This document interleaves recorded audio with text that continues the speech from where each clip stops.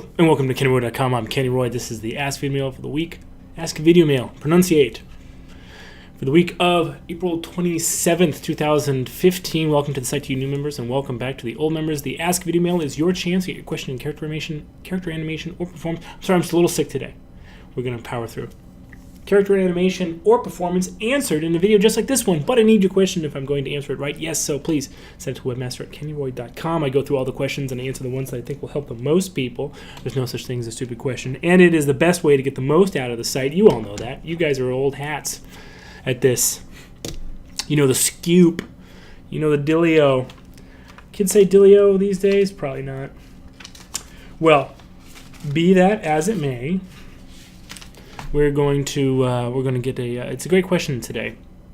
As you can tell, I'm a little sick, so I'm going to try to power through this one, get it done, get it as good as I can do it. But I'm not going to belabor any points. Okay. Oh boy, I just fall apart when I get sick. And I get sick so often. My house is like a petri dish. I've got a 2-year-old and like 18-month-old and a 3.5-year-old, and my gosh. They are like disgusting little creatures of disease. Anyway, so I'll feel better soon. I'm sure we'll be back to my normal chipper, happy, peppy self. But until then, yeah, I'm miserable. So let's get into it. It's a good one this week. It's actually been a long time in coming, and I'm surprised I didn't get to this sooner because it's very necessary. And you'll see what I'm talking about in just a second. Check it out.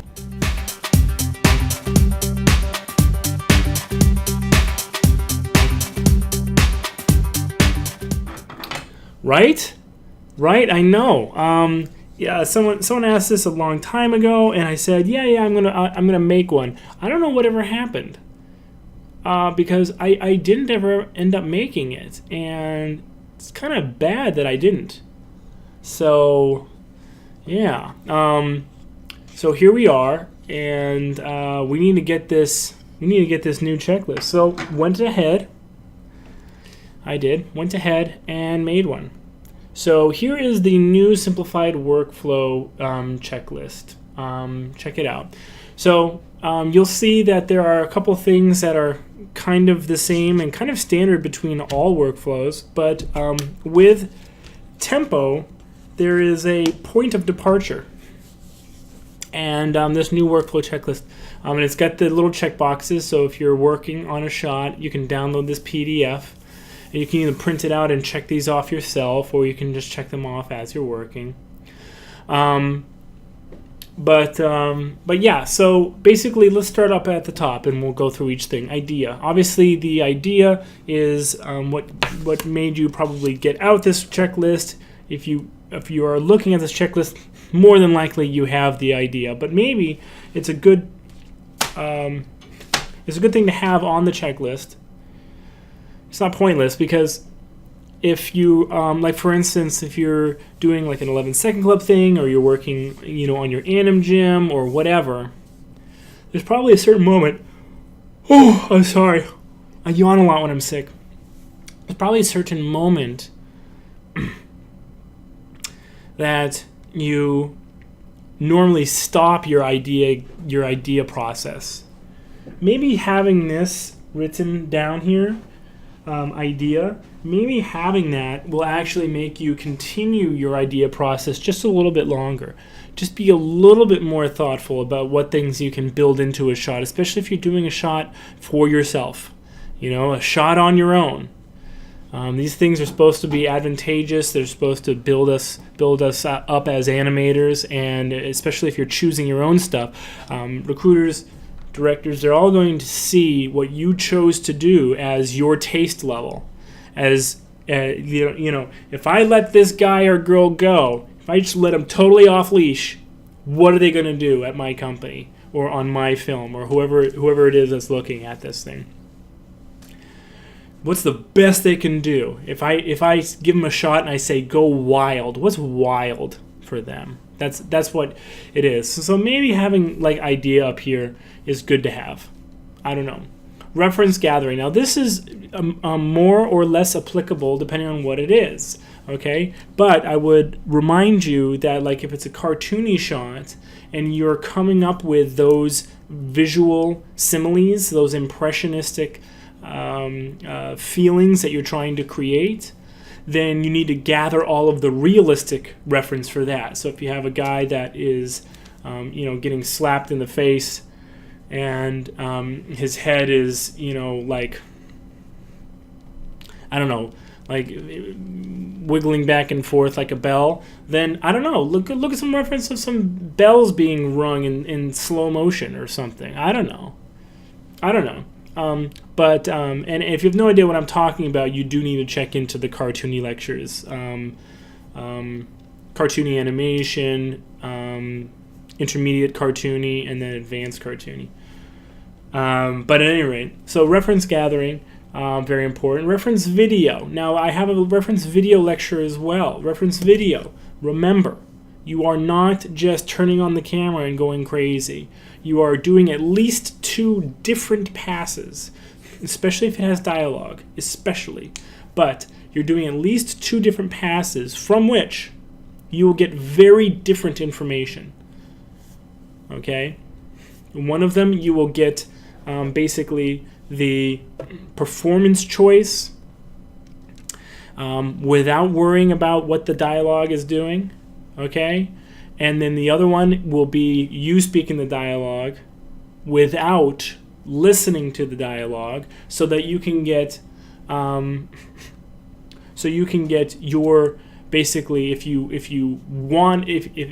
had your way and there were no constraints on the character, in the timing of the dialogue or whatever, what would you want to get into that? And then you combine those together. Thumbnails, super important. I'm finding thumbnails are more important with tempo. Lately, I've been seeing that with tempo. You can get so caught up sometimes, and even though I do feel like the timing is slightly more important, but you can get so caught up with timing that you're posing ideas that you saw in your head can get lost. If you can do really good thumbnails that have all of that, sort of like felt, that unseen, more like felt kind of magic to them, that'll only help you down the road. So I don't think that it's a good idea, if you're excited about tempo, that you now all of a sudden just say, like, well, I'm never going to draw again, okay? And then put it all away. I put that as a task, because I really do think that you ought to put it, like, literally away where you can't see it. Open Maya, turn on clamped keys and step preview. This is kind of like technical stuff. But the reason that step preview is so good is because you don't have to worry about that moment of conversion as much. And it's also kind of a pain in the butt to change your in and out tangents all the time. Okay? Now, simple scene staging. Staging is just like where they start and where they end. And if there's like this big involved sort of like set piece, getting that in there in a rough way so that things that need to work sort of mechanically can work. Helper object. Choose a helper object that is simple enough that it can be easy to move and to animate, and close enough to the shape of the character. So I would say complex enough that you are going to get a little bit more information than just position. The tempo cube is available for you guys to use, and the tempo cube I think is a great thing to use as a helper object. It is essentially a bouncing ball rig with even more simplified controls, and it can be either a box shape, rectangle shape, or rectangular box shape, or a sphere if you want to smooth it. And you can even parent one helper object to another if you need like a little bit more sort of stuff to work with. But basically, you're then going to block your scene. And what does block mean? If you're animating with tempo, What block means, I don't have to say anything else if you've been practicing animating with tempo, but what it means, just really quickly, is putting in only the moments, not the poses, but the moments that will define your idea for this movement, your action, your performance choice, whatever it is. Putting in those moments and a little bit of movement or positioning of the helper object, or you could say posing, of that helper object that will give the timing choice that you've made for this shot. Put it on display. We'll give it a chance to show what you're thinking. Okay. Does it absolutely have to be literally lined up where the object is? No. If you remember in one of the Anim Gym walkthroughs I did as a lecture, where the guy was ripping something, I just took his hands and I raised them up, and then I ripped it. But I may have used his hands, but my guy's hands weren't actually lined up with the hands that I had copied and pasted and just moved. I was using those basically as kind of just more like the feeling. I was watching them and just kind of getting that feeling of the timing.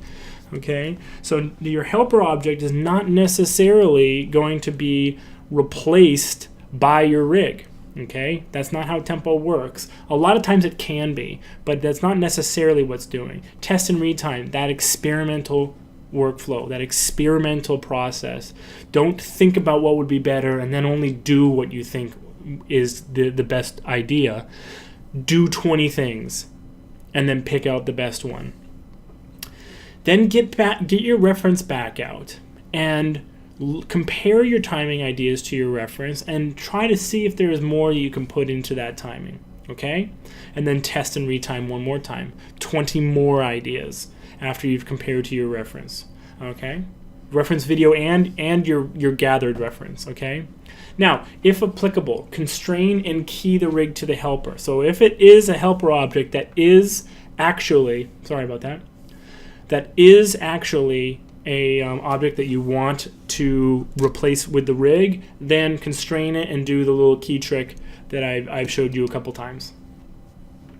Otherwise, get out the thumbnails and then use reference for posing. So get your rig out, get out your reference and thumbnails, and then start posing your character rig on those keys that are the defined moments that you've done 20, 30, 40, 50 different, very tiny, subtle variations and honed in and wiggled into the perfect one. Okay?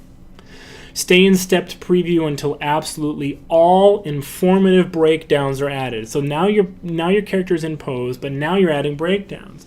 And what breakdowns do is they refine and they define your choices. Okay?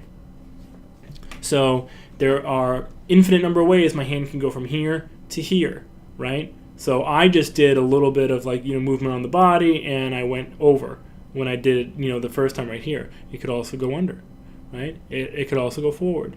It could also go backward. So all those ideas, which one are you going with? So that would be a place, for instance, right there, where an informative breakdown would be needed. Okay? Convert purposeful holds to copied pairs. Okay, so in step preview, you're going to get a lot of holds. The ones you want to keep, middle mouse drag on the timeline, hit S where you want it to stop, and preserve them as actual moving holds. Okay? Turn off step preview and assess the damage. If necessary, go back to step preview and fix holds or breakdowns. Okay? I go back and forth a couple times. It's never one shot, and it's a disaster. My wife, who's from South Africa, says it's not a train smash. I think it's so adorable. It's not a train smash.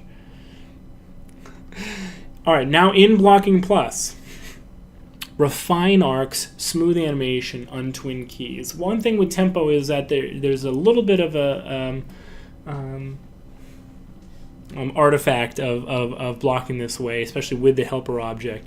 that you'll get a lot of twinned keys. So breaking the keys sort of like off of the same frame is one sort of added step to the tempo process. It's in every single piece of animation, especially if you're doing like pose to pose kind of stuff. But definitely while in Blocking Plus, I would say that's important to get to that point. Polish begins when you're ready to worry about interactions and your keys are clean enough that they are too clean. So polish is when you are starting to figure out like what different parts are interacting with each other. So a good example would be, in the facial animation, if someone like takes a breath and then they close their mouth, is there going to be a little bit of lip pursing? Is their jaw going to go up? You're going to add maybe just like a little bit of extra on the head, the neck and head on that moment. That's just one of infinite number of examples I can give you. But when you start talking about really subtly adjusting how the entire body is moving together and is like sort of interacting with the space, then you're probably in polish. You're not there if you're still adding breakdowns. You're not there if you're still adding like in-betweens or refining arcs or anything like that. All right, you're only there when you're ready to kind of like move on to stuff that is almost like almost like so detailed that it's almost like physical. You're almost working on like a big scale and moving down and refining and honing, and we've always known that. But polish is almost more physical than it is performance to me.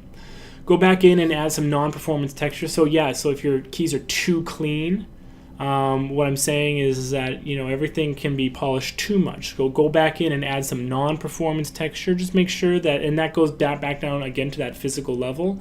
If I'm like shaking my hands, I'll just want to add just like a little bit of like maybe extra movement like on my fingers while that's happening.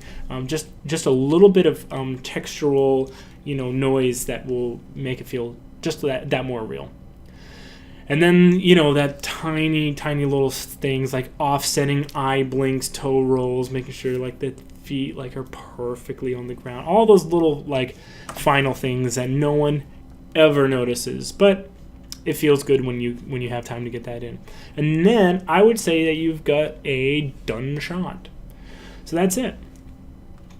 That's the new checklist. I've uploaded it to the downloads area of KennyRoy.com, so you can go ahead and grab that.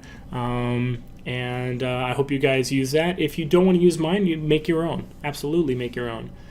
Nothing's stopping you from doing that. And I'm sure you have some other things that you'd like to add to this as well. So appreciate you guys watching. I'm Kenny Roy. Good luck with your animation, as always. Rock on.